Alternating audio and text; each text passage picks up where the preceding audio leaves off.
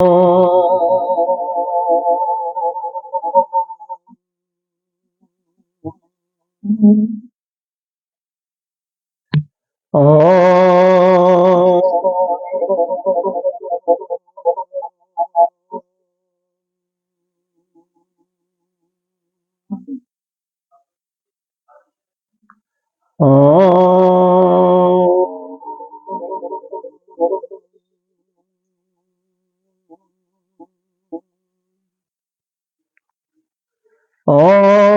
शन्नो मित्रः शन्वरुणः शन्नो भवत्यर्यमा शन्नः इन्द्रो बृहस्पतिः शन्नो विष्णुरुक्रमः नमो ब्रह्मणे नमस्ते वायो त्वमेव प्रत्यक्षं ब्रह्मासि त्वामेव प्रत्यक्षं ब्रह्म वदिष्यामि ऋतं वदिष्यामि सत्यं वदिष्यामि तन्माम् अवतु तद्वक्तारमवतु अवतु माम् अवतु वक्ताराम् ॐ शान्तिः शान्तिः शान्तिः ॐ सहनावतु सहनो भुनक्तु सह वीर्यं करवावहै तेजस्विनामधीतमस्तु मा विद्विषावहै ॐ शान्तिः शान्तिः शान्तिः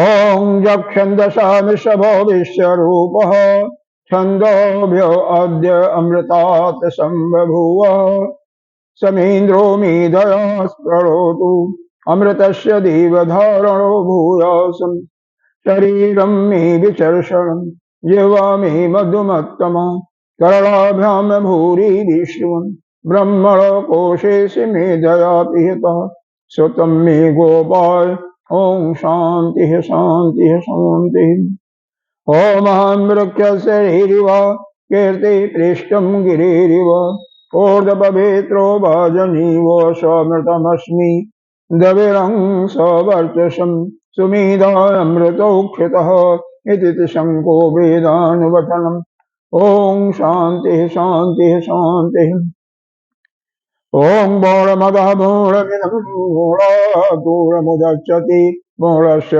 पूर्णमादाय पूर्णमेवावशिष्यते ॐ शान्तिः शान्तिः शान्तिः ॐ आप्यायन्तु ममङ्गानि वाक्यप्राणचक्षुः श्रोत्रमथो बलमिन्द्रियाणि च सर्वाणि सर्वं ब्रह्मोपनिषदं माहं ब्रह्म निराकुर्याम् मा ब्रह्म निराकरोद निराकरणमस्तु अनिराकरणं मे अस्तु तदात्मनि निरतेज उपनिषत्सु धर्मा ये मयि सन्तु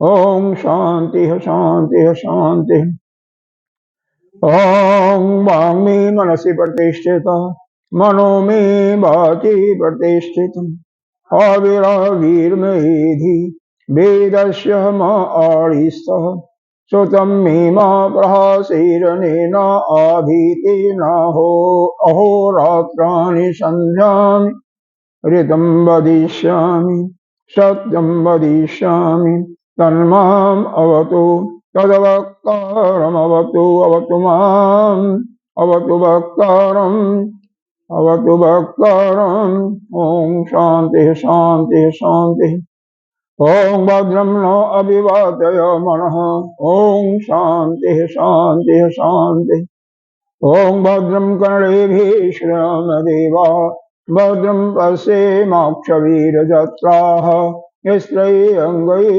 तुष्टवान् शस्त्रनोभिः वशेम देवहितं यदायुः स्वस्ति न इन्द्रो वृद्धश्रवाः स्वस्ति न पूषा विश्ववेदाः स्वस्ति नस्ताक्षर्यो अरिष्टनेमि स्वस्ति नो बृहस्पतिर्दधातु ॐ शान्तिः शान्तिः शान्तिः ॐ यो ब्रह्माणं ददाति पूर्वं यो वै वेदांस प्रणोति तस्मै तं ह देवात्मबुद्धिप्रकाशं मुमुक्षुवै शरणमहं प्रपद्ये ॐ शान्तिः शान्तिः शान्तिः ओं नमो ब्रह्मादिभ्यो ब्रह्मविद्या संप्रदाय करतिभ्यो वंश ऋषिभ्यो माधभयो नमो गुरुभ्यः सर्वोपल्लवरहित प्रज्ञानघन प्रत्यगरतो ब्रह्मैवामस्मि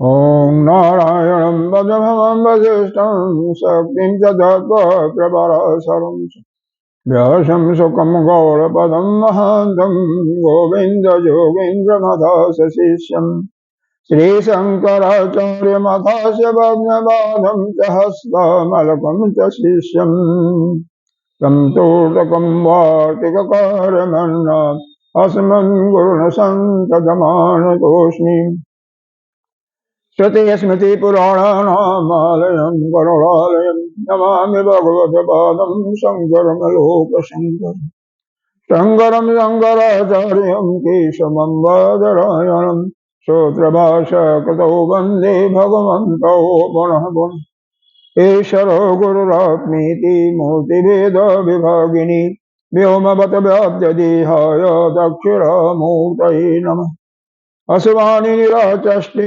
तनोति शिवसन्तितम् अस्मृतिमातीरजतपुंसां ब्रह्म तन्मङ्गलं वरम् अधिकल्याणरूपत्वम् अनित्यकल्याणसंश्रयात् अस्मृत्याणां वरत्वात् च ब्रह्म तन्मङ्गलं विदुः ओङ्काराश्च शब्दस्य भावितौ ब्रह्मणा पुरा कण्ठं भित्त्वा विनिर्यातौ तस्मान्माङ्गलिका विभौ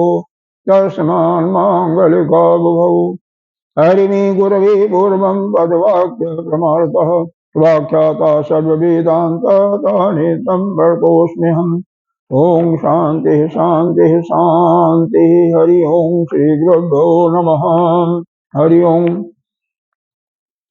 नगण्डमण्डलाकारं व्याप्तं येन चराचरं तदपदं दर्शितं येन तस्मै श्रीगुरवे नमः अज्ञानतिमिरान्धस्य ज्ञानाञ्जनशलाकया चक्षुरुन्मीलितं येन तस्मै श्रीगुरवे नमः गुरुर्ब्रह्मा गुरुर्विष्णु गुरुर्देवो महेश्वर गुरुः साक्षात् परं ब्रह्म तस्मै श्रीगुरवे नमः त्वमेव माता च पिता त्वमेव बन्धो च सखा त्वमेव वेदा द्रविणं त्वमेव सर्वं मम देवते गजाननं भूतगणाधिसेवितं गवेदजम्बो फलचारुभक्षम् उमासुतं शोकविनाशकारकं नमामि विघ्नेश्वरपादपङ्कजम् अनंत श्री विभूषित श्री पंचायती महानिर्वाणी अखाड़ा के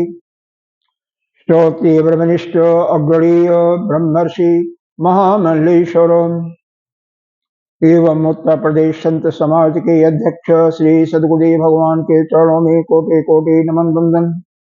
यहाँ के अधिष्ठाता देव मातृशक्ति भक्तजन सभी के अंतःकरण में विराजमान आत्मस्वरूप परमात्मा को नमन करते हैं। सर्व वेदांत सिद्धांत सार संग्रह सारे उपनिषदों का सार हमारे आदि गुरु शंकराचार्य ने इस 1006 श्लोकों में उद्धृत कर दिया है। इसका मुख्य प्रयोजन है कि हमारी मोक्ष की प्राप्ति, किस प्रकार से हम मोक्ष की प्राप्ति कर सकते हैं। यहाँ पर 4 प्रकार के साधन बताए गए हैं। एक तो परंपरागत साधन, दूसरा है बहिरंग साधन, तीसरा है अंतरंग साधन और चौथा है साक्षात साधन। अब परंपरागत साधन क्या है? जो आप नित्य प्रति अपनी परंपरा के अनुसार पूजा अर्चना इत्यादि करते हो, उसी को हम परंपरागत साधन के अंतर्गत लेते हैं। कुछ लोग यज्ञ दान तप इत्यादि को भी ले लेते हैं, लेकिन हमारे एक बहुत श्रेष्ठ विद्वान हुए हैं स्वामी अखंडानंद जी, वह कहते उन्होंने कहा है, क्योंकि आजकल इस संसार में नहीं है, कि यह जो आपका पूर्व मीमांसा है, यानी जिन यज्ञों का तपों का वर्णन किया हुआ है और योग विद्या, योग के बल पर जो समाधि इत्यादि लगाते हैं, योग दर्शन में जो बताया हुआ है, यह और यहाँ तक की उपासना जो भक्ति मार्ग के आचार्य बल्लभाचार्य जी, निम्बारकाचार्य जी, इन्होंने जो प्रतिपादित किया है, यह सभी बहिरंग साधन है। क्योंकि यह सब जितने भी साधन हैं हमारे अंतःकरण को शुद्ध करने में मदद करते हैं।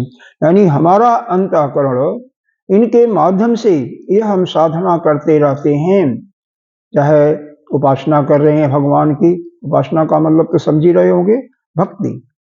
यही है भक्ति। भक्ति का मतलब भी समझते होंगे ना, एक दिन बताया था, भज सेवायाम भक्ति पहला सेवा से ही स्टार्ट होती है, और फिर बाद में जो जाप करते हो, भजन करते हो, भजनात् भक्ति। तीसरा भंजनात् भक्ति, जब यह उपासना पूर्ण श्रद्धा के साथ अनवरत लगातार होती रहती है तो हृदय की ग्रंथियां टूट जाती हैं, और वह टूटने से आपका जीवत्व भाव समाप्त होकर के आप नित्य शुद्ध मुक्त परमात्मा बन जाते हो, ऐसा बताया जाता है। यह बड़े बड़े जो उपासना के विद्वान हैं, आचार्य हैं, उनके द्वारा ऐसा वर्णन किया हुआ। और फिर भागो भक्ति अपने जीवन के बराबर बराबर भागों में, 3 भाग या 4 भाग में बांट करके साधना का नित्य निरंतर करते हो। एक इसमें विशेष बात ध्यान रखना चाहिए, क्योंकि हमारा इस शरीर का अंत कब होगा कुछ पता नहीं, किसी को नहीं मालूम है किस समय हो जाए। आपने भी सुना होगा, हमने तो देखा भी है, कि रात्रि में खा पी करके बिल्कुल जैसे नित्य प्रति सो गए, और सवेरे जब उठे तो चले गए थे। ऐसा भी हो जाता है। जिनके पूर्व जन्म के प्रारब्ध अच्छे, बहुत अच्छे होते हैं, उनको कोई कष्ट नहीं होता है। अब कष्ट होता तभी लोगों को, आजू बाजू बेटे बेटी और सबको मालूम होता है। और जिसका प्राण निकल गया, वह कारण कोई भी हो सकता है। डॉक्टर लोग उसको हृदय का पक्षघात भी कर सकते हैं, मस्तिष्क का भी पक्षघात कर सकते हैं, कुछ भी संज्ञा दी जा सकती है, लेकिन वह मृत्यु तो शरीर का हो ही जाता है। इसलिए क्योंकि वह समय हमें उसका बोध नहीं है, न कोई ऐसा माध्यम है कि ठीक ठीक बोध हो सकता है। इसलिए अपने जीवन का जो भी समय है, हर प्रत्येक समय में उसका स्मरण होता रहे, उसका अपना चित्त, अपना मन उसी में लगा रहे। कैसे लगेगा? तो संत लोग कहते हैं, कभी भी कोई काम करो ऐसी आदत बना लो कि उस कार्य की जब तक कर रहे हो तो उसमें भगवान का स्मरण होता रहे। कैसे? उठ करके तो सभी को, यह तो सभी संत कहते हैं, जगने के बाद उस परमात्मा का ध्यान करना चाहिए। जो भी आपके इष्ट हैं उनका ध्यान करना चाहिए। कुछ क्षण उनका जाप करने के बाद ही अपने माता पिता को प्रणाम करो। पहले हाथ को देखो, फिर पैर को रखो। वह सब मंत्र तो जानते ही होंगे। कराग्रे बस्ते लक्ष्मी कर मध्य सरस्वती कर मूले स्तो गोविंद प्रभाते कर दर्शनम समुद्र वसनी देवी पर्वत स्थित मंडले विष्णुपत्नी नमस्तभ्यम प्रातः स्पर्शमस्मि। पृथ्वी को नमस्कार करने का मंत्र यह तो जानते होंगे, नहीं जानते होंगे तो भी भगवान का भाव आ गया, श्रद्धा आ गया तो भी चलेगा। जैसी जैसी जिसका क्षमता है उसके अनुसार ही होगा। अब जिसको नहीं क्षमता या याद करने का या भूलने का एज बढ़ गया तो केवल भाव श्रद्धा ही चलता है। लेकिन उसके बाद जो भी कर्म करें, दंत धावन करें, मज्जन करें, ऐसी आदत बना लें जैसे ही आप काम करने चल रहे हैं तो परमात्मा का ध्यान आने लगे। स्नान करते समय भी, पूजा करते समय, ध्यान करते समय करेंगे। कोई कार्य करने जा रहे हैं तो भी उसी का ध्यान, कहीं जा रहे हैं तो मन में उसका स्मरण होता रहे। मतलब सोने तक जो भी प्रक्रियाएं हो रही हैं सब में उसी का जाप चलता रहे अखंड रूप से, तभी जाकर के संभव होगा। और चाहे बाल हो, चाहे जुआ हो, प्रौढ़ हो, वृद्ध हो, हर एक के लिए यही है, क्योंकि किसका समय पहले आएगा या कुछ पता नहीं। बालक का आ जाएगा, वृद्ध का आएगा, जुआ का आएगा, इसका कोई गारंटी नहीं है। हाँ, इतना सत्य है, इस धरा पर जो भी आया है, जो घटना प्रारंभ हो रही है, उसका अंत एक समय होगा ही होगा, यह निश्चित है। अब जिसमें जितनी भी क्रियाएं इसमें होती हैं सभी का अंत है। जो पहले नहीं थी आज शुरू हो रही हैं। जैसे योगी लोग, योगियों की बात भी कर देते हैं, समाधि लगाते हैं, तो समाधि पहले तो नहीं थी ना, लगी 2 दिन लगा, 4 दिन लगा, 10 दिन लगा, बाद में तो टूटी हुई ना, महीना के बाद टूटती है ना, टूट तो जाएगी ना। तो वह जो घटना एक बार प्रारंभ होता है और एक बार जो विनश्य हो जाता है, नष्ट हो जाता है, उसको हम नित्य की संज्ञा में नहीं देते हैं, अनित्य ही मानते हैं। जैसे कर्म भी अनित्य है, कर्म का फल भी अनित्य है। इसीलिए जितना भी यज्ञ दान तप कीजिए उसका प्रयोजन सिर्फ अंतःकरण की शुद्धि तक ही हो जाता, बाद में वह फल भी अपना काम करके नष्ट हो जाता है। लेकिन यह सभी जो हैं आपके बहिरंग साधन में आते हैं। अंतरंग साधन में केवल इस वेदांत के अनुसार केवल 3 ही आते हैं, श्रवण, मनन और निध्यासन। यह भी साक्षात साधन नहीं है, यह क्या है? अंतरंग, अपने अंदर की साधना। सुनते सुनते ज्ञान प्राप्त हो जाए, जो भी कहा जा रहा वह धारण हो जाए, मनन के माध्यम से अपनी शंकाओं का समाधान कर लें। दोनों बातें होती हैं कि मनन जब करते हैं तो यह भी आपको आभास हो जाता है कि जो सुना है यह हमें ठीक ठीक ज्ञान हुआ या नहीं हुआ। नहीं हुआ तो पुस्तक देख करके या जिनसे सुना है, जिस आचार्य के माध्यम से, उनकी पूछ करके उसके शंका का निवारण कर लिया। और निध्यासन का ही तात्पर्य होता है विज्ञान, वैसे अनुभूति कर लेना। कुछ संत कहते हैं कि अनुभूति में, क्योंकि यह वेदांत का जो ज्ञान दिया जाता है अद्वैत की सिद्धि के लिए, जो कुछ इसमें कहा जाता है उद्देश्य इसका प्रयोजन यही होता है कि हम द्वैत भाव से अद्वैत में आ जाएं, तो अपने अंदर वह अद्वैत भाव सिद्ध हो जाए उसका, और नहीं तो कितना सुना है उसका अनुभव तो हो जाए। क्योंकि इसके अंदर भी सीधे सीधे ज्ञान न दे करके, पहले जैसे आप यहाँ पर ही बताया जा रहा है आत्मा और अनात्मा की बात, क्योंकि मेरे ख्याल से 10 श्लोक तो हो ही गए होंगे, अभी और इतने ही चलेंगे, तब जाकर के यह बताया जाएगा यह आत्मा क्या है, अनात्मा है। सब दृष्टांत ही दिए जा रहे हैं। तो मतलब जो मूल ज्ञान है उसका आपके अंदर अनुभव हो जाए कि सृष्टि में कोई भी नहीं है, एक ही है और हम ही है। क्योंकि बाहर कोई चीज है, न तो वह बाहर है, न अंदर है, न ऊपर है, नीचे है। ऐसा जो कहता है वह आधा तीहा ज्ञान रखता है। ऐसा भी नहीं कि वह पहले नहीं था या पहले था अब नहीं है, बाद में नहीं रहेगा। वह हर समय है, हर स्थान पर है, पूरे भूमंडल हर जगह व्याप्त है।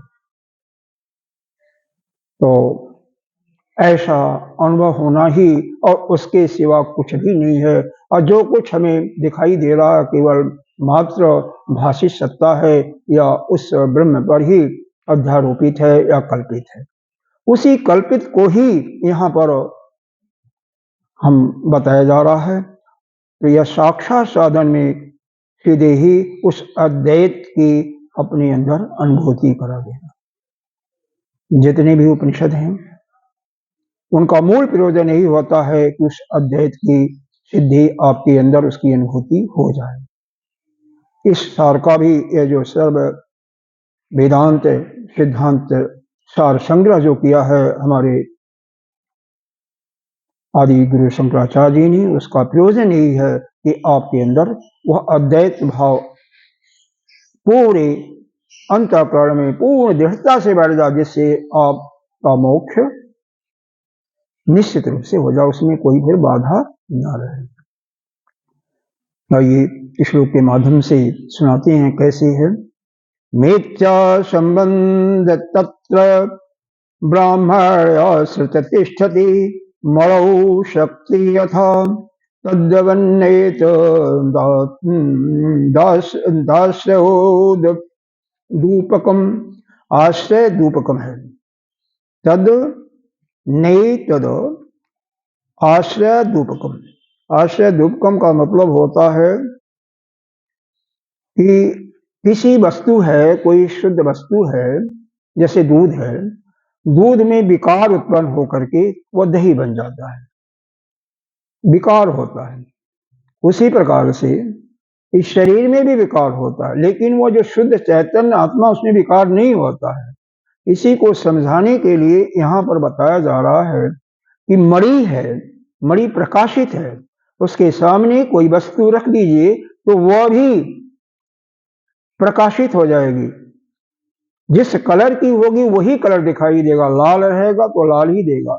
लेकिन वह जो प्रकाशित हो रहा है, उस जिसके द्वारा प्रकाशित हो रहा, जो उसका आधार है, उसको वह व्याकृत नहीं कर सकती है, उसमें कोई परिवर्तन वह नहीं कर सकती है। उसी के आश्रय में रह करके उसका प्रकाश हो रहा है। जैसे और दृष्टांत ले लें, सूर्य है, सूर्य के प्रकाश में चंद्रमा भी प्रकाशित हो करके ही हमें प्रकाश देता है। चंद्रमा स्वयं प्रकाशवान नहीं है, ठीक है, तो वह जो प्रकाश ग्रहण कर रहा वही तो प्रकाश दे रहा है ना। वैसे तो सूर्य भी प्रकाश नहीं है, वह भी किसी की शक्ति से ही प्रकाशित हो रहा है, और वही शक्ति ब्रह्म है। सूर्य के अंदर स्वयं प्रकाश देने की शक्ति नहीं है, ये जगह जगह बताया है भगवान ने। ब्रह्म की शक्ति से वो भी चल रहा है, लेकिन फिर भी वह इतना प्रकाश है। पूरी सृष्टि में तो हजारों करोड़ों सूर्यों की बात की जाती है, लेकिन हम तो एक सूर्य की जो धरा को प्रकाशित कर रहा है समृतलोक को, हम उसके बारे में विचार करते हैं। तो उसी के प्रकार से हमारा चंद्रमा भी प्रकाशित होकर के रात्रि में जब सूर्य का प्रकाश हमें नहीं दिखाई देता है तो उसका प्रकाश हमें मालूम होता है, उसी के प्रकाश से।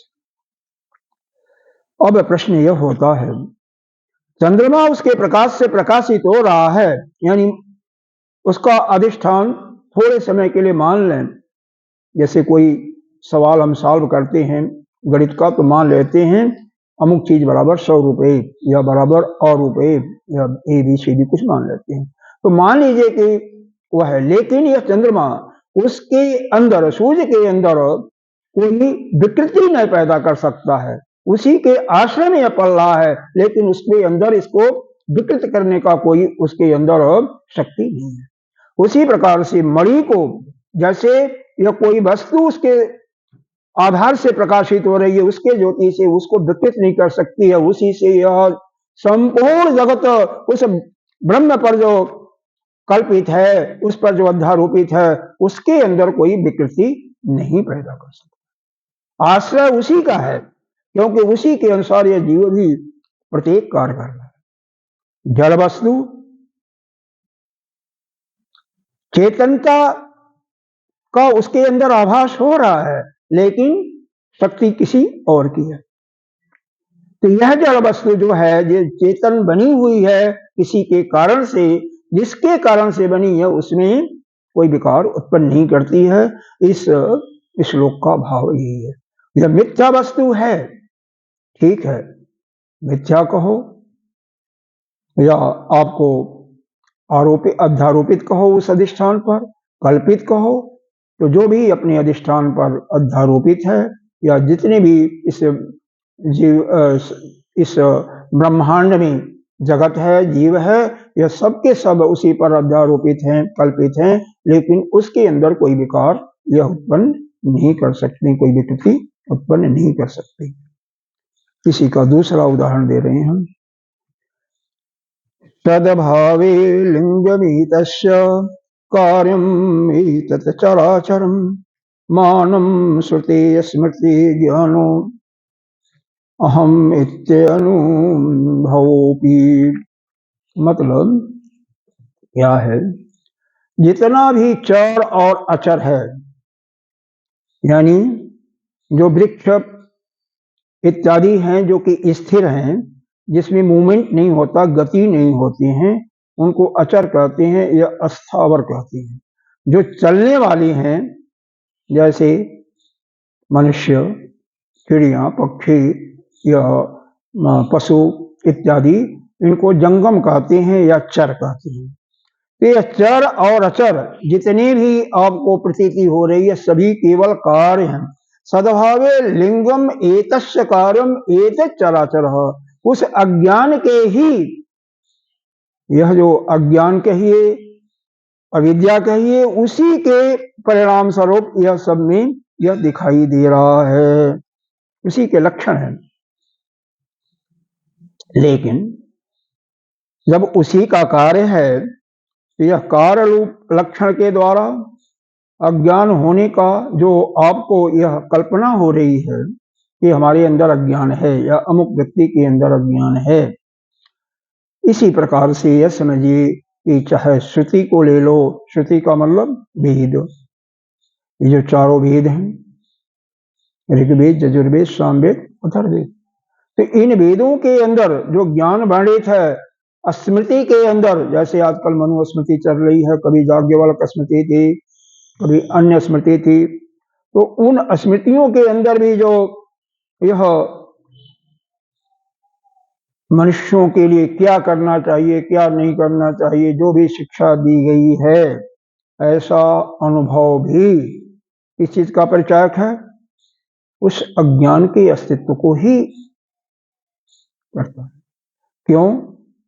इसलिए कि जो वस्तु वास्तव में है नहीं और उसकी केवल प्रतीति हो रही है, यही थोड़ा सा समझना मुश्किल होता है कि हमारे नेत्रों से स्पष्ट दिखाई दे रहा है। अरे कई लोग इस पर झगड़ा भी कर देते हैं, हम देख रहे हैं सामने और आप कहते हो है ही नहीं, यह कैसे संभव है? लेकिन अगर हमारे समझ में कुछ नहीं आता, कोई बात नहीं, लेकिन आगम पुराण मतलब श्रुति, हमारी वेद माता जो कहती हैं, जो हमारे गुरुदेव कहते हैं, उसको मान लेने में ही भलाई है। देखो, किसी चीज का अगर आप सोचोगे कि हम अनुभव कर लेंगे तब मानेंगे, तो आपको उतना, आपकी आयु ही नहीं कि अनुभव पूरा कर सकते हैं। एक ऋचाओं का अनुभव हजारों ऋषियों ने हजारों वर्षों तक तपस्या करके समाधि में जा करके अनुभव किया हुआ है। तो आप यह पता नहीं 100 साल की आयु कही गई है, 50 साल जियोगे, 100 साल जियोगे, 125 साल जियोगे, उसमें कैसे अनुभव कर सकते हो हर एक ऋचाओं का? बहुत मुश्किल है। तो जो सतह प्रमाणित है उसको एज इट इज मान लेने में ही आप आगे बढ़ सकते हो, नहीं तो मुश्किल है। खैर, तो यहाँ पर यही बताया जा रहा है कि जितना भी अज्ञान का कार्य क्यों है? क्योंकि अज्ञान यदि नहीं होता, जिसके अंदर भी यानी ज्ञान हो जाता, जो ज्ञानी है, उसके लिए तो इस सृष्टि में कुछ ब्रह्म के अतिरिक्त कुछ दिखाई नहीं पड़ता। उसके दृष्टि में न तो यह कार्यकरण का जो संघात दिखाई दे रहा है, चर और चर यानी स्थिर और यह अस्थावर और जंगम, यह दिखाई नहीं पड़ता है। अब इसका फिर भी प्रमाण देखना चाहते हैं तो आप सुषुप्ति अवस्था, मतलब जिस समय आपकी प्रगाढ़ निद्रा, गाढ़ी निद्रा आ जाती है, इसको सोचो। अरे नहीं नित्याती होगी तो 2 दिन में 3 दिन में गाढ़ी निद्रा तो आई होगी, सबको आती होगी। आती है कि नहीं आती? आती तो होगी। ठाकुर साहब, नहीं आती? आती है ना? नहीं तो नहीं आती तो उसका उपाय है। हाँ, नहीं आती तो कौन उपाय है? खूब मेहनत करो शरीर से। ये धरती पर जब तक है, अगर नींद नहीं आएगी तो जान लो आदमी उसी दिन आपसे। और सुनो सुनो सुनो सुनो, नींद होता है लेकिन उसमें जब हम सपना देखते रहते हैं, हाँ, ना ना, सपना जो है वह गाढ़ी निद्रा नहीं है। जिस समय हमारा मन पूर्ण रूप से शांत हो जाता है, मन के अंदर बुद्धि भी शांत हो जाती है, बाकी शरीर इंद्रिय ये तो पहले भी शांत हैं, सपने में भी शांत हैं, अब सो रहे हैं। लेकिन जब मन भी काम करना बंद कर देता है, बुद्धि भी काम नहीं करता है, उस समय उसको गाढ़ी निद्रा कहते हैं, सुषुप्ति अवस्था कहते हैं। उस समय सोचो, क्या यह संसार का कोई चीज दिखाई देता है? कुछ नहीं अनुभव होता है। तो जब थोड़े समय के लिए सही, 4 घंटा के लिए सही, 1 घंटा के लिए ही गाढ़ी निद्रा में संसार का कोई अस्तित्व नहीं, जगत का कोई अस्तित्व नहीं है, तो जागृत अवस्था में भी उसको स्वप्न मानो ना, स्वप्नवत है। और जो नहीं मान सकता उसके लिए भी क्या जाना। यह जो सृष्टि दिखाई दे रही है, जैसे सुषुप्ति में इसका कोई नामो निशान नहीं दिखाई देता, यह एक प्रकार से है ही नहीं है, इसकी प्रतीति ही नहीं है। उसी प्रकार से जागृत अवस्था में, और वास्तव में जागृत अवस्था ही समाधि है, जिसके अंदर संसार का कोई भाव नहीं, लेकिन चैतन्यता बनी रहे तो। और यह कहो कि उसी में लय अवस्था प्राप्त करके सो जाओ, तो नहीं, वो नहीं। तो गुरुदेव भगवान के इस वक्तव्य को सुना होगा, शायद इसलिए कह रहे हैं, पता नहीं सुना होगा नहीं होगा, सुना तो जरूर होगा, अक्सर कहते रहते हैं कि जो स्वप्न नहीं देख सकता वह इस ज्ञान को भी कभी प्राप्त नहीं कर सकता, क्योंकि जब तक जागृत अवस्था को हम स्वप्नवत नहीं समझ सकेंगे, तब तक इस ज्ञान का प्रादुर्भाव उसके अंदर किसी के अंदर नहीं हो सकता। यानी इस अवस्था में जो कुछ हम दिखाई दे रहा है, यह है क्या? कल्पित वस्तु है ना, आरोपित है ना, है नहीं ना, इसकी अस्तित्व कोई नहीं है, ब्रह्म ही है ना। इसीलिए ऐसा कहा जाता है। जागृत अवस्था के बाद आपका मन कितना हल्का होता है, कितना आनंद उस अवस्था में है वो आता है, क्योंकि ये जो जीव भाव बना हुआ है उस अपने आत्म स्वरूप के बिल्कुल सन्निकट होता, बीच में वो एक झिल्ली जो है कारण शरीर की अज्ञान का पर्दा रहता है, इसलिए पूरे सुख को अनुभव करता है। मन का शांत होना ही, जिस समय आप बैठे रहें शांत पूर्वक, कुछ भी ना करें, कुछ नहीं करना, शरीर तो शांत हो गई है, सभी कर सकते हैं, लेकिन मन में कोई हलचल ना हो, मन में कोई वृत्ति ना हो, कोई संकल्प ना हो, वही आप ज्ञानी हो गए। उस समय आप अपने स्वरूप में स्थित हो। मन के अंदर कोई भी संकल्प नहीं हो रहा, मन बिल्कुल शांत हो जाए, समझिए कि आप अपने स्वरूप में स्थित हो गए। जैसे सुषुप्ति अवस्था में मन में कोई चहल पहल नहीं होता। ऐसा अभ्यास 5 मिनट, ज्यादा नहीं हो सकता है, हो सकता है 10 मिनट तक कुछ कर लें, लेकिन अगर 5 मिनट भी जिसका हो जाए, गुरुदेव कहते हैं निश्चित रूप से वह इस समय को आगे बढ़ा सकता है, घंटों, 2 घंटा, 4 घंटा, और जब नित्य ऐसा बैठने लगेगा तो अपने स्वरूप में स्थित हो जाएगा। कुछ करने की जरूरत नहीं है, सिर्फ बैठ करके कुछ नहीं करना, बस सिर्फ देखते रहना दृष्टा के रूप में, साक्षी भाव में, कि मन कुछ कर तो नहीं रहा ना। जिस समय मन कुछ करना शुरू हो जाए, बंद कर दो, बस खत्म, क्योंकि बस उसके आगे फिर कोशिश करते रहो धीरे धीरे, 1 मिनट भी हो जाए तो भी आपको समझो कुछ प्राप्ति हो गई आपको। 1 मिनट हो गया, दूसरे दिन 2 मिनट भी हो जाएगा, 3 मिनट, कुछ करना नहीं, सो गए तो फिर तो हो गया कल। तो कई लोग सत्संग में भी आते हैं, यहाँ पर तो नहीं शायद सोच सकते, लेकिन बड़े बड़े सत्संग में जहां पर पांडाल होता है लाखों लोगों का,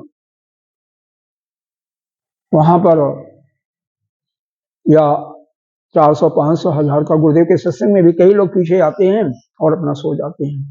5 मिनट के बाद नींद आ जाएगी, सब कुछ बढ़िया हो जाता है। तो फिर वो तो बात अलग है, उसकी बात नहीं की जा रही है। मतलब आप पूर्ण रूप से चैतन्यता आपके अंदर बनी हुई है, जागृत अवस्था बनी हुई है, और मन के अंदर कोई संकल्प नहीं हो रहा है, बुद्धि भी बिल्कुल शांत है। अब मन जब शांत हो जाएगा, बुद्धि अपने आप ही शांत हो जाती है, क्योंकि बुद्धि वही कार्य करती है जो मन उसको देता है। क्योंकि इंद्रियां भी शांत है, मन भी शांत है, बुद्धि भी शांत है। यह सेकंडों से लेकर के इसको बढ़ाते जाओ, अगर हो जाता है तो। हमने भी किया है, लेकिन प्रयास तो किया है, लोगों को करवाया है, लेकिन सत्य बताऊं तो 1 मिनट 2 मिनट से आगे बढ़ना मुश्किल हो गया है। सत्य बात है यह, मैं अपने लिए बता रहा हूँ, क्योंकि अब दूसरों के शांत करवाने में तो फिर ऐसे ही होता, ज्यादा नहीं हो पाता। अपने आगे से भी पता नहीं बढ़ेगा नहीं बढ़ेगा, कुछ न कुछ हो जाता, वो तो कर लो, यही तो बात है ना। चलिए आगे चलते हैं। तो यही बताया गया कि श्रुति स्मृति इनके अंदर भी अगर ये भाव भी हो रहा कि मैं ज्ञान वाला हूं, या विपरीत ज्ञान अपने अंदर आ रहा है, ऐसा अनुभव किस चीज का द्योतक है? इसी का प्रमाण है कि आप अज्ञानी। अब अज्ञान को ही क्या क्या कहते हैं, जिसको गुरुदेव भगवान ने बताया है कि माया का एक शब्द बताया है।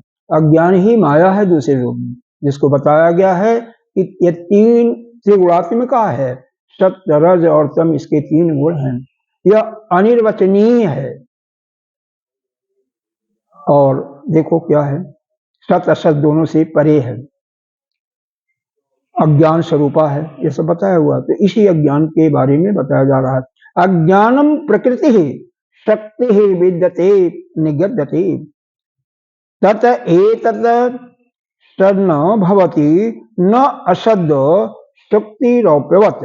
पुनः उसी स्टीप का दृष्टांत दिया जा रहा है कि जो विद्वान लोग हैं उसको क्या कहते हैं कि इसी अज्ञान को प्रकृति कहते हैं, इसी को शक्तिवान कहते हैं, शक्ति प्रदत्ता, इसी को अविद्या शब्द से भी बोधित करते हैं। जैसे सीप में रजक वो जो चांदी होता है केवल मात प्रतीति होती है, उसी प्रकार से इस अज्ञान को ही यह सारी उपमा दी गई है। वास्तव में है कुछ भी नहीं, अज्ञान नाम की कोई चीज है नहीं। जैसे प्रकाश होते ही अंधकार नाम की कोई सत्ता नहीं होती है, वैसे ही अपने अंदर ज्ञान की ज्योति जलते ही इस अज्ञान की सत्ता समाप्त हो जाती है। अरे माया में या बधे हुए हो ना, लेकिन माया बांध के नहीं रखी है ना।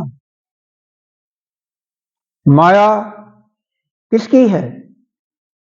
उस नारायण की है, परमात्मा की है। तो जिसकी माया है उसका आप जब प्रेमी बन जाओगे, वह जब आप पर कृपा करेगा, तो माया नाम की कोई चीज आपके पास रहेगी क्या? इसीलिए श्रीमद् भागवत के 11 स्कंद में बताया गया है माया को दूर करने का उपाय। तो वहां पर कभी हरि कौन से योगी ने शिक्षा दी है, हरि के बाद तीसरे योगी ने दिया है कि, या तीसरे या चौथे योगी ने, कि माया जिसकी है, जैसे कोई वस्तु संसार में जिसकी होती है उसी को प्रसन्न करके उससे ले सकते हो। तो प्रसन्न किसको करना है? जिसकी माया है, जिसके बस में है। तो उस नारायण को बस में कर लो, उनको प्रसन्न कर लो। जब वह प्रसन्न हो जाएंगे तो माया अपने आप ही आपको बाधित नहीं कर पाएगी।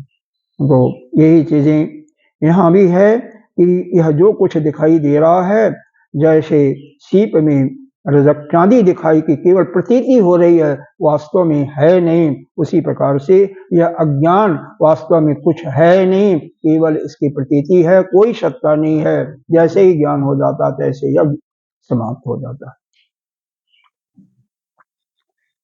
ततो भिन्नम अभिन्नम व न दीपस्य प्रभा यथा न श्रावण्य मंदन्धा बीजस्य अंकुरवत क्वचित। जैसे अभी इतने दृष्टांत दे रहे हैं, फिर भी शायद हम लोग के समझ में नहीं आ रहा होगा, भगवान जान रहे हैं भाष्यकार, इसीलिए एक के बाद दूसरा, दूसरे के बाद तीसरा दृष्टांत देते जा रहे हैं। अभी ज्ञान की जो मूल चीज है उसको नहीं बता रहे हैं, बता रहे हैं जैसे दीपक होता है ना, न दीपस्य प्रभा यथा, जैसे दीपक का जो प्रकाश होता है, वो प्रकाश क्या होता है, उसमें न तो कोई भिन्न दिखाई देता न भिन्न दिखाई देता। सूर्य किसी को यह सोचता है कि इसको प्रकाशित करना, इसको नहीं प्रकाशित करना, यह मेरा दुष्ट है, यह मेरे को जल नहीं देता, मेरी पूजा नहीं करता, तो उसको हम प्रकाश नहीं देंगे, ऐसा तो कभी नहीं सोचता ना। उसी प्रकार से दीपक छोटा है, लेकिन उसके सामने भी जो आएगा सबको प्रकाशित करेगा। और उसी प्रकार से एक और यहाँ पर देता है कि बीजश अंकुरत क्वचित, बीज कोई है अंकुरित हो गया है, तो उसका अव्यय कोई है या अव्यय रहित है, यह भी आपकी प्रतीति नहीं होती। जब तक बीज अंकुरित नहीं है तो उसका एक निशान तो मालूम होता है ना कि यहाँ से बीज निकला है, और जब अंकुर हो गया, बड़ा हो गया, तो उसका न तो कोई अव्यय मालूम होता है, और यह भी आप नहीं कह सकते कोई इसका अव्यय नहीं है, दोनों बातें हैं। तो उसी प्रकार से वह जो ब्रह्म है वह भी सत, न तो सत है न तो असत, दोनों से बिल्कुल भिन्न है। इसमें थोड़ा सा काफी गुण है, काफी गुण है सत्य से और असत से। अरे इसीलिए तो कहा गया है ना कि वह ब्रह्म है, या उसका दिया गया निर्गुणो निष्क्रियो नित्यो निर्विकल्पो निरंजन निर्विकारो निराकार नित्य मुक्त निर्मल। न तो कोई उसके गुण हैं, न कोई आकार रूप है। अरे एक जगह भी आया है दिव्यो मूर्ता पुरुष, कौन मुंडकोपनिषद में, दिव्यो मूर्ता पुरुष सह बाह्याभ्यंतरा शुचौ अप्राण अमन अक्षरात परतः पर, जो कि कोई मन भी नहीं है, कोई प्राण भी नहीं है, पहले ही बता दिया, रूप नहीं है, कोई अव्यय नहीं है, बुद्धमन बुद्धि कुछ भी नहीं है, तो जिसका कुछ है ही नहीं उसको कैसे पाओगे? और आप स्वयं हो। कब विचार तो आता है कि भाई हम तो इतने लंबे चौड़े दिखाई दे रहे हैं, हम कैसे कुछ नहीं है, तो भाई इसको हटा दो। इस अपना यह जो पंच भौतिक शरीर है या जो पंच तत्व जिसमें है उसको अलग कर दो, एक एक कोश को अलग करते जाओ, तीनों अवस्थाओं के भी अलग जाओ, पार जाओ, स्थूल सूक्ष्म शरीर और कारण शरीर के बाद जाओ, तो जो कुछ है बचेगा वही हुआ है, वही आप हो। नित्य शुद्ध बुद्ध आत्मा यानी जीवत्व भाव है, तो आप विज्ञान में कोश में हो, बुद्धि को मान लो। वास्तव में हम जो है हैं वही हैं, ब्रह्म ही हैं, अज्ञान बस पड़े हुए ना। जिस समय ज्ञान हो गया तो हमें कहीं लाने की चीज नहीं है, ब्रह्म को कहीं ढूंढना नहीं है, हम तो है ही है नित्य शुद्ध बुद्ध मुक्त। हम आत्मा, आत्मा और ब्रह्म में एकता ही दिखाया गया है, या ब्रह्मसूत्र में इसका बहुत अच्छे तरीके से खंडन किया हुआ है। आत्मा और ब्रह्म अलग अलग नहीं, एक ही है। और आप आत्मा ही हो, इसमें कोई जरा सा भी अतिशयोक्ति नहीं है। अब आत्म स्वरूप में हो आप, तो कहीं न जाना है ढूंढने के लिए, न कहीं से कुछ लाना है। केवल एक जो भ्रम हो गया है कि मैं शरीर हूं या मैं जीव हूं, इसी को मिटा देना है बस। जैसे यह शंका या भ्रम का नाश हुआ, तैसे आप नित्य शुद्ध मुक्त स्वरूप में हो जाओगे, आनंद स्वरूप में हो जाओगे। यहाँ पर दो दृष्टांत दिया गया, एक दीपक की लौ प्रकाश और दूसरा अंकुरित बीज का, उसका न तो कोई अव्यय न तो कोई, मतलब अव्यय रहित भी है और अव्यय रहित भी नहीं है, दोनों बताया गया। वैसे ही दीपक के प्रकाश में कोई भी अव्यय जा कोई फर्क नहीं पड़ता है, उसी प्रकार से ब्रह्म।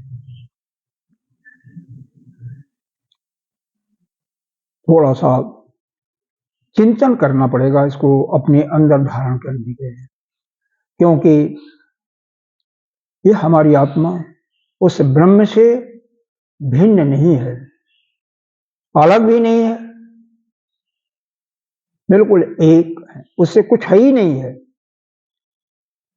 देखो, जहां दो चीजें होती है तहां पर ही भिन्नता या वहां पर यह दिया जाता है कि इसकी अपेक्षा, और वहां पर जब एक ही चीज है, उस ब्रह्म के अतिरिक्त कुछ भी नहीं है, तो उसको उपमा भी किसी से नहीं दे सकते हो। किसी का उदाहरण केवल समझाने के लिए सब बातें बताई जा रही हैं कि आपके चित्त में बैठा है, नहीं तो एक ही वस्तु है। बस ये मान लो कि संसार में उसके सिवा कुछ नहीं है, बस खत्म। श्रुति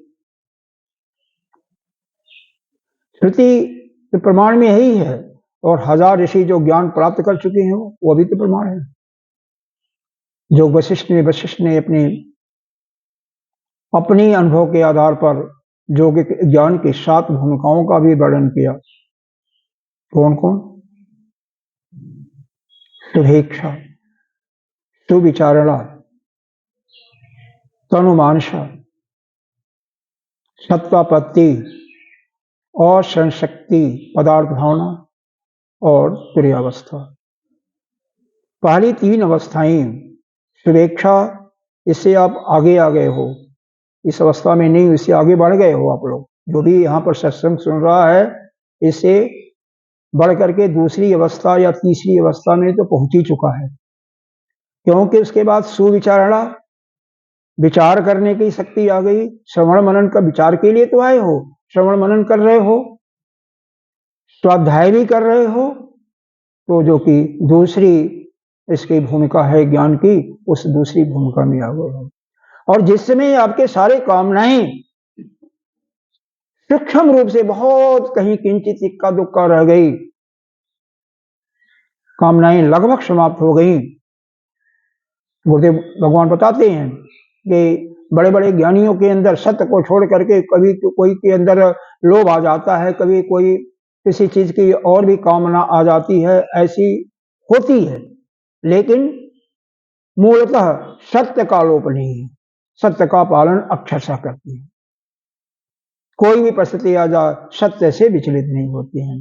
तो तीसरी भूमिका ज्ञान की यही है। यह तीनों अज्ञान की भूमिका कही जाती है, लेकिन जिसमें वैराग्य भी आ चुका है और यह शास्त्र का श्रवण मनन करके उनका अंतःकरण लगभग शुद्ध हो गया है, वह तीसरी भूमिका है। और चौथी भूमिका में तो ज्ञान प्राप्त होकर के वह संसार के जन्म मरण से मुक्त हो जाते हैं, सत्वापत्ति। पांचवी भूमिका में तो उनको किसी चीज की इच्छा भी नहीं होती, खाने की पीने की, यह प्रचार प्रसार भी बंद कर देते हैं। न तो कौन किसको प्रचार करें, किसको सत्संग सुनावें, सब तो एक ही हैं। तो उनको तो कोई भक्त खिला दिया तो खा लिए, मुंह जुला लिए, और नहीं तो नहीं। छठी भूमिका में तो बिल्कुल दूसरी ही अवस्था हो जाती है, किसी चीज की शुद्ध नहीं होती। और सातवीं अवस्था तो जिंदा ही नहीं रहते, 10 दिन 15 दिन। गुरुदेव भगवान के वाक्य से, उनके वचन से 45 दिन तक कोई रह सकता है, नहीं तो वह 7वीं भूमिका तो आती नहीं। जब तक इस ज्ञान का मतलब आप सत्संग कर रहे हैं, आप लोगों से थोड़ा बहुत व्यवहार कर रहे हो, तब तक आप चौथी अवस्था में ही। व्यवहार बंद होने के बाद ही बहुत ही न्यून मात्र हो गया, तभी जाकर के भोजन नहीं बंद होगा, थोड़ा बहुत चलता रहेगा। हो सकता है स्वयं खाने का मन न करो, वो बात अलग है, तो 5वीं अवस्था हो जाती है, लेकिन व्यवहार बिल्कुल बंद हो जाता है। ऐसा योग वशिष्ठ में वशिष्ठ जो ज्ञानी थे उन्हीं का अनुभव है। रामचंद्र जी को सुना रहे हैं सारा, भगवान राम पूरा अयोध्या नगर के वासी सभी लोगों ने सुना है। अत एतद अनिर्वाच्यम इति एव कवयो विदुः समष्टि व्यष्टि रूपेण विधा ज्ञानम निगतते। विद्वान पुरुषों ने क्या कहा? कवि, गीता जी के 8वां याद करो, कवि पुराणम आस्वाद, कवि पुराणम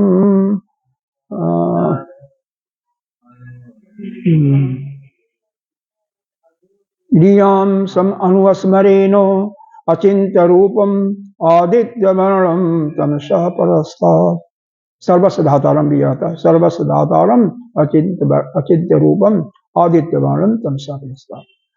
तो कवि कहते हैं जो बहुत ही ज्ञानी होता है, विद्वान होता है, कोई कवि होता है, आप क्या जानते हो, जो कविता गा लेता वही नहीं, कविता लिखना भी जानता है। तो लिखने वाला, उसको व्याकरण का भी पूरा ज्ञान होता है, कहाँ पर कॉमा देना, कहाँ पर फुल स्टॉप आएगा, विद्वान होता है।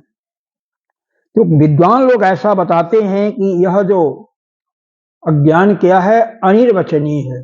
वही जो पीछे भी आया था, यह माया का स्वरूप यही है, अनिर्वचनीय। और क्या बताया? अनिर्वचनीय, और इसी को अज्ञान रूपा तो है ही है, अविद्या के रूप में भी इसी को कहते हैं। समष्टि और व्यष्टि, यह 2 प्रकार से ये भेद वाली दिखाई दे रही है, यह भी कही जाती है। क्योंकि देखो आगे आएगा, अगर एक वृक्ष है कोई, तो उसको क्या कहेंगे? अमुक चीज का वृक्ष है। और जहां पर हजारों वृक्ष हैं, उसको क्या कहेंगे? वन कहेंगे, जंगल कहेंगे। यानी कई प्रकार के वृक्ष आ गए तो उसको क्या कहेंगे? जंगल हो गया, सघन हो गया। अगर 1-2 पेड़ है तो उसको वृक्ष कहेंगे, आम का पेड़ है या महुए का पेड़ है, इसी प्रकार से। और इसी प्रकार से जब हम यहाँ पर 1-2 अपनी दृष्टि में देखेंगे तो हम व्यष्टि हो गए। और इसी को जनमानस जितने भी लोग हैं, मान लीजिए इस सनौला कला में, सबको लेकर के देखेंगे तो ये समष्टि हो जाएगी। हमारा प्राण व्यष्टि प्राण, और सभी का लेकर के जो प्राण है समष्टि प्राण।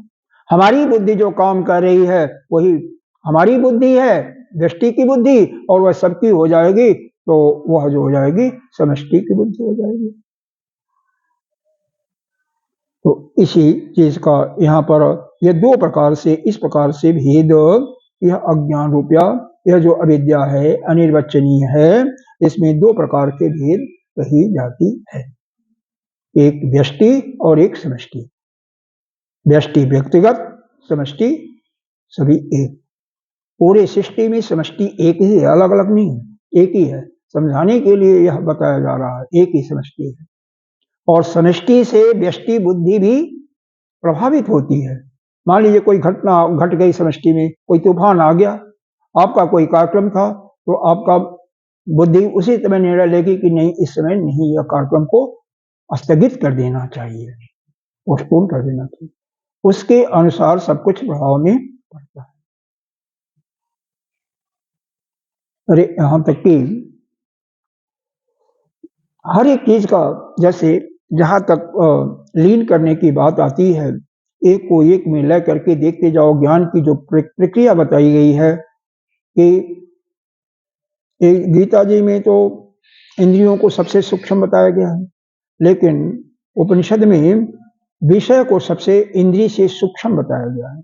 और जो जितना सूक्ष्म है वो उतना ही व्यापक होगा, और उतना ही वह प्रत्यक्ष आत्मा स्वरूप होगा। उससे सूक्ष्म जो है मन है, मन से सूक्ष्म बुद्धि, बुद्धि से सूक्ष्म महत्त्व, वो समष्टि बुद्धि है। और उससे भी कई बार इस महत्त्व हिरण्यगर्भ को एक ही माना जाता है और अलग अलग भी मानते हैं। और उससे सूक्ष्म जो है वह प्रकृति मानो, और उससे भी सूक्ष्म वह अपना ब्रह्म आत्मस्वरूप है। वही सबसे व्यापक भी है और सबका प्रत्यक आत्मा स्वरूप भी है, और उससे सूक्ष्म संसार में कुछ भी नहीं है। न कोई व्यापक है, न तो यह आकाश का उसका एक दृष्टांत इसलिए दिया जाता है केवल समझाने की दृष्टि से। वास्तव में उसके सामने इस आकाश का कोई महत्व नहीं है, समझाने के लिए कि हमें भी आकाश को एक बहुत ही व्यापक दिखाई देता, प्रतीति होती है, लेकिन वास्तव में उसके आगे तो आकाश, क्योंकि उसी के माध्यम से तो उत्पन्न हुआ है, हिरण्यगर्भ से ही तो उत्पत्ति हुई है आकाश के भी। पंचभूतों की जहाँ उत्पत्ति मानी गई है तो वहाँ हिरण्यगर्भ से ही उत्पत्ति हुई है, और इसी से फिर उत्पत्ति हुई है आपका वायु का, वायु से फिर तेज, तेज से जल, जल से पृथ्वी। तो हमेशा कारण जो है कार्य में अनुसूत होता है, वो बात अलग है, लेकिन इस जो कार्य है उससे तो श्रेष्ठ ही है ना, बड़ा ही है, व्यापक ही है। और वह परमात्मा तो कुछ करता नहीं, न किसी का कार्य है न कारण है, इसीलिए माया का स्वापादिक रूप धारण करके ही वह सब जगत की सृष्टि होती है। लेकिन कई जगह अलग अलग भी ऐसा वर्णन आता है कि वही सृष्टि उत्पन्न किया, जैसे जो सायंकालीन हम जो सत्र चल रहा है उसमें कृष्ण वासुदेव, उन्हीं को ब्रह्म भी माना गया, उन्हीं से कुछ सृष्टि का उत्पादन किया और कुछ ब्रह्मा से माना गया। ऐसे चलता रहता है जगह जगह। चलिए आगे देखिए, एक श्लोक और पढ़ लेते हैं, 10 पूरा हो जाएगा। नाना तेन प्रतीतो नाम अज्ञानानाम भेदतः एकत्वेन समष्टि सत् भूर्हाणाम बने यथा। वही वन का उदाहरण आ गया, जैसे कोई वृक्ष अकेला है तो उसको हम व्यष्टि, यहाँ पर समष्टि और व्यष्टि का भेद बता रहे हैं दृष्टांत दे करके।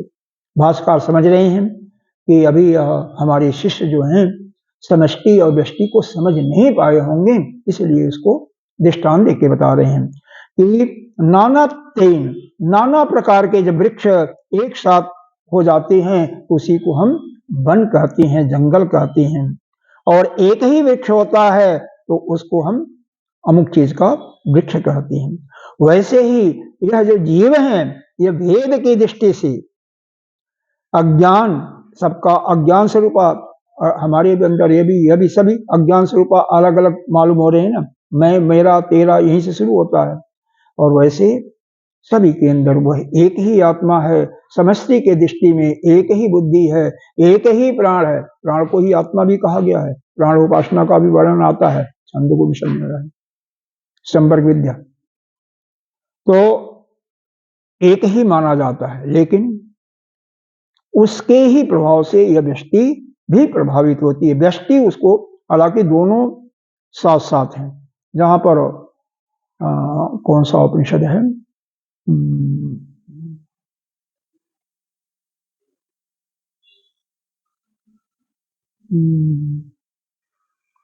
ऐतरेय उपनिषद, ऐतरेय उपनिषद में ऐसा बताया गया कि समष्टि और व्यष्टि दोनों साथ साथ, ये नहीं कह सकते यह पहले, क्योंकि दोनों एक दूसरे पर आधारित हैं।